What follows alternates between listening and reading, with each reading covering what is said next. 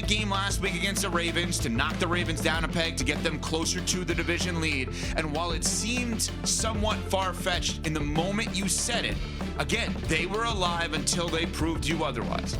Did they prove you otherwise incorrectly yesterday? Yeah, they proved me otherwise, and let's dispel of the narrative that the Cincinnati Bengals are letting Joe Burrow down, because yesterday Joe Burrow let Joe Burrow down. Ooh, okay. The back-to-back picks in the fourth quarter was the difference in the game. Don't at me, don't talk about anything else. I understand that the Bengals defense let the Bills offense and Josh Allen in particular run roughshod, but they were in control of that game. You're talking about having a double-digit lead on the road with 8 minutes to go.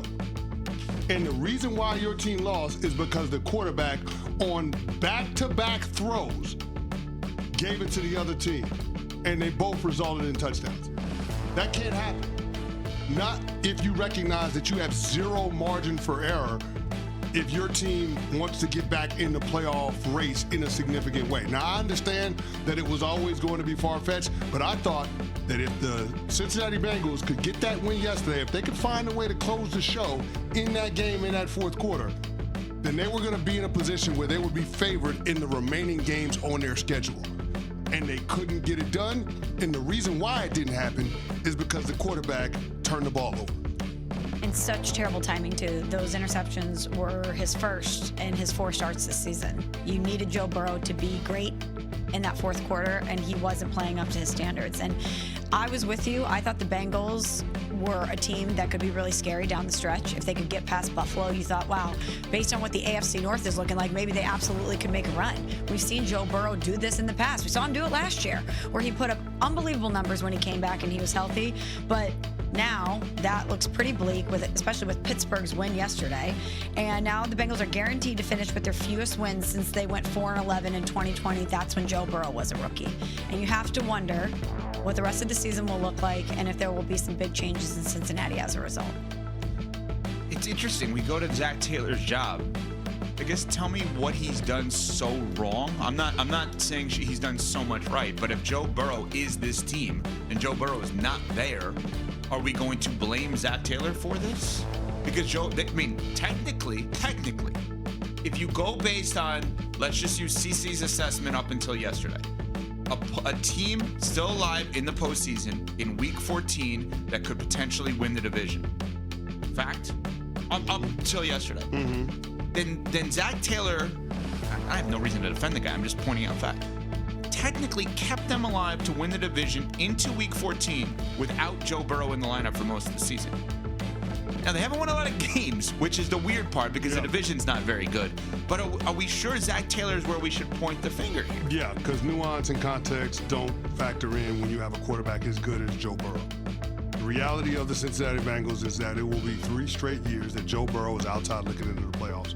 And as a franchise, that's not good enough. We're paying this dude $55 million a year, and we got $70 million a year tied up in 2 wide receivers.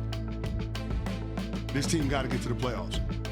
And there is no excuse as to why that can't happen, especially if what you said is true, that your playoff hopes were alive, in fact, going into Week 14 with you in control of your own destiny.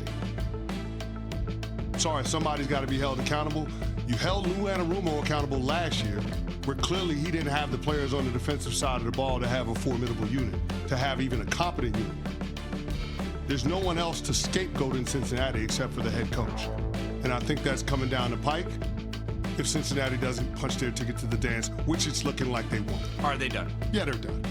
They're done.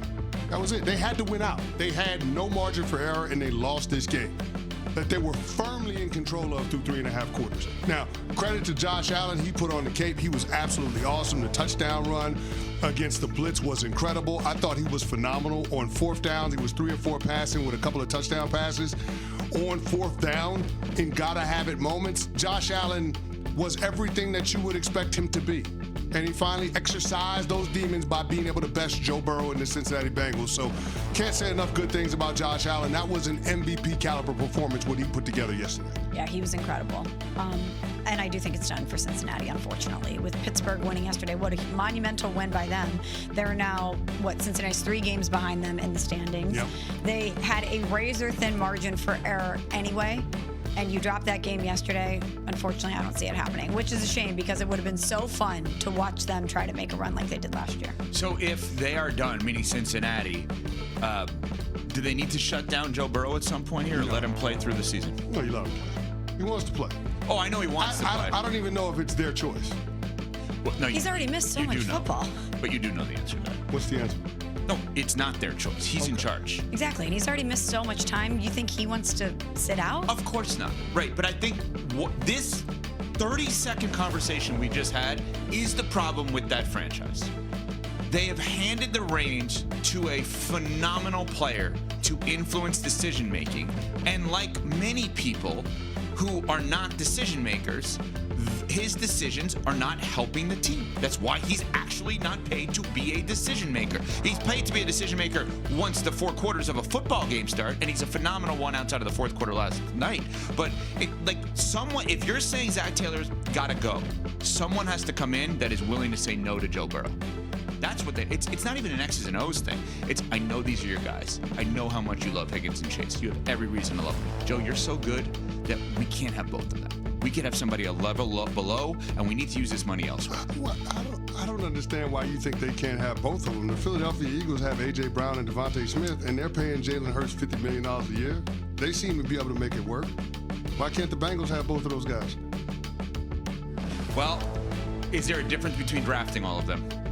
In terms of when you pay them, how you pay them? Philly drafted all their guys outside of A.J. Brown. The Bengals drafted Jamar Chase and T. Higgins. But they need guys on defense. They have to get guys on defense. And okay, so you're saying that that's a front office problem? Yeah, I'm saying somebody has to get this franchise to that next level.